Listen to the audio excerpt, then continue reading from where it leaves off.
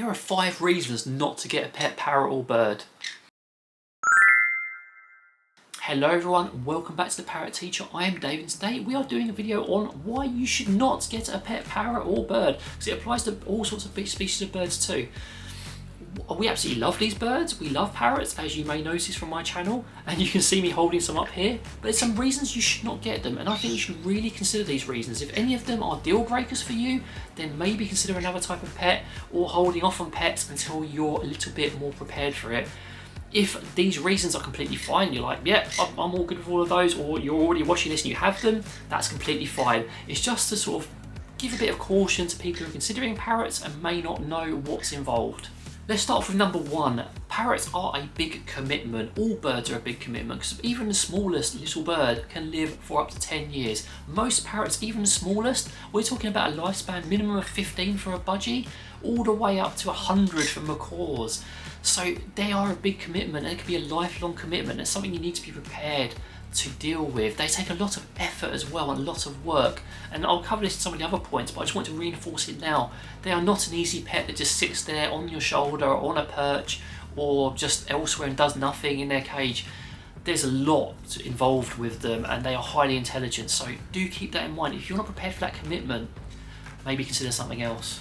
Parrots are expensive, even the small ones, for everything you need to get for them to give them the best quality of life. You know, the parrot itself can be a massive outlay if you're going for a big bird. Even small birds from responsible breeds are expensive.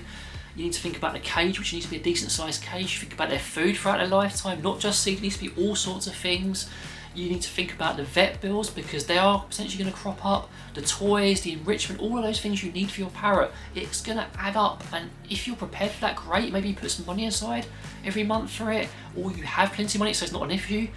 But if money is an issue, think very long and hard, because some of these unexpected costs can be massive.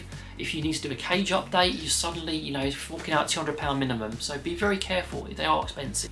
If you're a clean freak, number 3, definitely, they are messy. All parrots are messy. They will fling food, they go poopy everywhere, they like to destroy furniture, they are messy. And if you really like a clean environment, I'm not sure parrot's going to be the right bird for you, or any birds to be honest, because all birds tend to like flinging their food. You will find seed husks everywhere, you will find fresh items everywhere, you will find random poops you didn't know about on your shoulder. I've put on a fresh top for this video, so it's nice and clean, and while Pickles and Scampy are busy playing, I'm not going to get any mess, thankfully. They are messy, and it will require a lot of cleaning, and that feeds into the effort thing. You have to be constantly cleaning, hoovering and cleaning up after them. Parrots are destructive, number 4. Parrots love to destroy things, and you can mostly channel that behaviour onto destroying their toys if you give them training or foraging. But inevitably they will destroy things you don't want to. They will have a go at your mouse, they will destroy your keyboard, they will go for your mobile, they will destroy furniture. Again, this can be mitigated if you're sensible by training them to do certain things and giving them lots of activities, but they are destructive. Right now, Pickles is having a good nibble on the bed frame. Luckily it's very hard, so she can't do much to it, but this is normal for them. They are destructive, so you're going to have to be prepared to put more of the effort in to prevent it, or just accept that some things are going to be damaged. Number 5, and my last point, is they have complex needs and they're not ornaments. They're not ornamental, well they can be when they sit there, but you can't just leave them to it. They require so many different things, and they're so bright that you have to be constantly interacting. They have complex social needs. If you keep them as a solo bird, you become their flock and you have to put even more effort into them. You have to work through all sorts of problems. You can't just be like, yeah, whatever, I'm just going to tell it no and put it back in its cage. It doesn't work that way, it's going to make things worse. They are complex, and again, it goes back to number 1. The effort is really required there. Lots and lots of effort to give them the best quality of life. And if you can't meet those needs, you're going to end up having to give them to a rescue, or not being able to cope, or turning to our services where we can help, but you have to be prepared to work through all sorts of issues. And if you are prepared for that, great.